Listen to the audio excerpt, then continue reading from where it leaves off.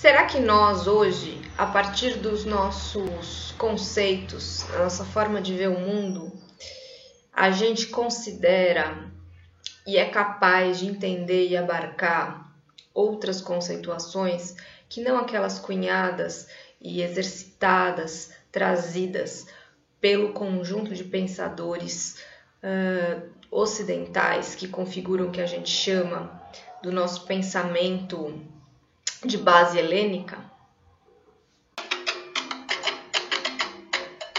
Essa é uma discussão extremamente relevante nos dias de hoje, na verdade sempre foi, mas agora está vindo à tona, que é, na verdade, de trazer a questão das culturas afro-brasileiras a partir de um novo olhar, a partir de um olhar que a coloque de fato no patamar de filosofia, de pensamento, muito longe do que se foi convencionado ao relegá-las, principalmente ao campo do folk, né? Esse grupo de memória, muitas vezes, ele é imóvel, ele não tem continuidade. Então, ao relegar essas tradições, esses pensamentos à ideia de folclore, muitas vezes o que está por trás é uma tentativa de apagamento epistêmico, é uma tentativa de é uma expressão do racismo, né? Folclore, essa cultura. Isso a gente vê no Brasil das mais diversas formas, tanto com relação às tradições indígenas, tanto com relação às tradições do continente africano. É uma estratégia efetiva de dominação, assim, alienar as pessoas que aqui vivem, né? Não só aqui no Brasil, mas em todos os países em que houve colonização, alienar esses sujeitos de suas possibilidades de fato de produzir significados sobre os seus próprios signos.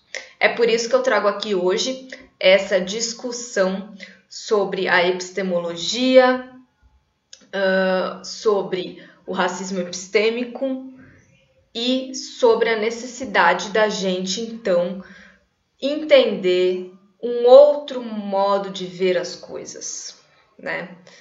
Não se trata, de fato, como diria Eduardo Oliveira, compreender a episteme como um conceito racional cravado pela dinâmica civilizatória grega. Não se trata também de entender a epistemologia como um ramo da filosofia ocidental que só se preocupa com a questão do conhecimento, ou seja, uma teoria do conhecimento. Esse vídeo, assim como Eduardo Oliveira, a gente tem que mostra como a gente tem que entender epistemologia como uma fonte de produção de signos e significados que tem a ver com o jogo do século XV para cá e mesmo dos gregos para cá, é que pairou a ideia de uma epistemologia universalizante.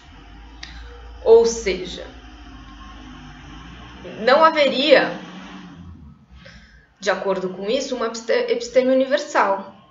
Essa epistemologia universalizante é uma forma de racismo epistêmico, justamente por também produziram saberes relevantes sobre o mundo, falaram de ética, falaram de política, falaram de questões geopolíticas, culturais, só que a partir de um outro registro, que tem no mito, no rito, nos corpos, os seus componentes mais importantes. Ou seja, de alguma maneira a gente está falando aqui sim de construção de mundo, né? A gente está falando sim de filosofia, a gente está falando sim de conceitos, só que esses conceitos eles não foram produzidos da mesma maneira que os conceitos produzidos no Ocidente. É uma outra perspectiva de filosofar. Eduardo Oliveira vai dizer assim, é muito mais do que resolver paradoxos, que foram os objetivos da filosofia ocidental, trata-se de ver como essas outras formas de vida, de mundo, ambicionavam conviver com os paradoxos. Tratam-se de proposições muito mais do que de análise, fala muito mais de uma matriz cultural, mas não se reduz a essa matriz cultural. E ainda desenvolve conceitos como de ancestralidade que vão muito além do que a antropologia tratou como relações de parentesco ou de consanguinidade. A ancestralidade é, para Eduardo Oliveira, uma categoria analítica que contribuiu e contribui até hoje para a produção de sentidos e experiência ética desses sujeitos que são descendentes de todos esses povos da diáspora e aqui no Brasil também descendentes das populações originárias da terra. O campo da produção intelectual, ou seja, nós, os pensadores, muitas vezes não questionamos, não empreendemos uma crítica a essas taxonomias, a esses conceitos e aos sistemas de representação empreendidos nesse processo de apagamento de racismo epistêmico. Vale lembrar que toda a modernidade foi pensada muitas vezes em torno de relações de raça, e isso foi justificado muitas vezes pela ciência moderna, que se construiu a partir dessa oposição.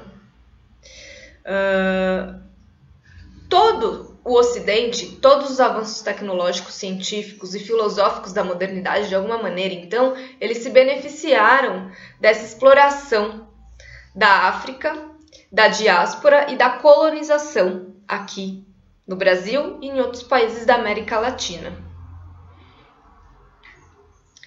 Sendo assim, o que aconteceu?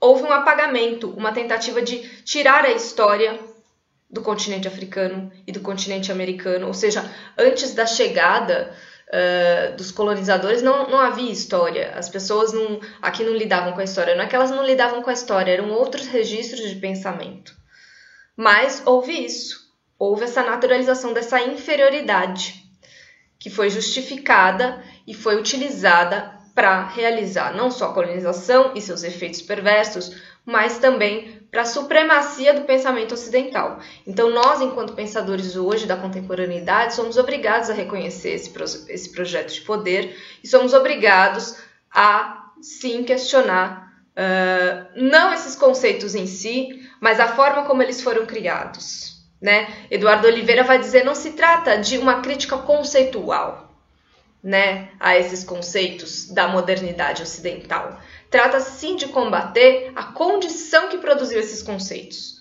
ou seja, o colonialismo e tudo que veio a partir daí. Assim, a gente pode começar a refletir um pouco sobre os futuros, os rumos do nosso país, os rumos da América Latina, e a gente pode começar então a reconhecer outras formas de pensamento que podem contribuir para outras experiências éticas, outras formas de vida de maior importância para o nosso mundo de hoje, para a nossa vida no nosso país. Para finalizar, eu gostaria de falar também sobre a ideia do racismo.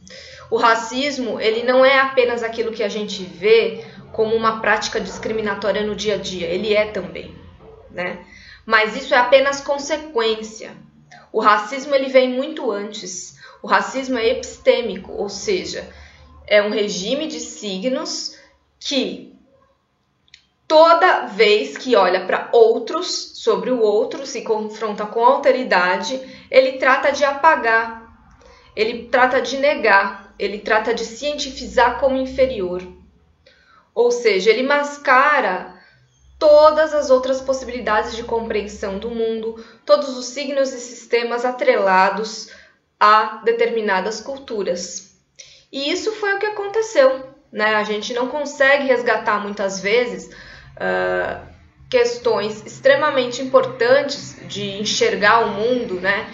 E essa forma cultural que a gente aqui recriou no Brasil, que os povos descendentes de África aqui recriaram, né, e que tem a ver sim com toda essa forma de ver o mundo, mas tudo isso é muito mascarado, é tudo muito nas entrelinhas, isso não está explícito, isso não está claro muitas vezes. Isso vem, porque vem como é a ancestralidade, isso vai vir de algum lugar, só que isso não se projeta como teoria sobre o mundo, como explicação de fato sobre o mundo. E por isso é necessário a gente retomar essas categorias, e uma das categorias que Eduardo Oliveira retoma é a de ancestralidade, né? E a ancestralidade vai muito além dessa questão espiritual, vai muito além da questão de clãs, vai muito além da questão das famílias, vai muito além.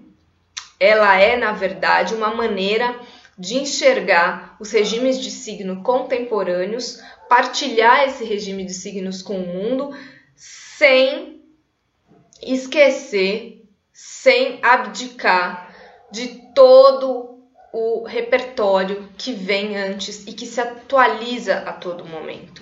A ancestralidade, vai dizer Oliveira, ela se ressignifica o tempo todo. E isso se dá no cotidiano, isso se dá no presente. É o passado que se atualiza e, ao mesmo tempo, isso é capaz de enviesar esses sistemas mais rígidos, mais totalitários e acabar com essa ideia de linearidade tal qual a gente conhece no pensamento ocidental, essas ideias de pureza, de binarismos.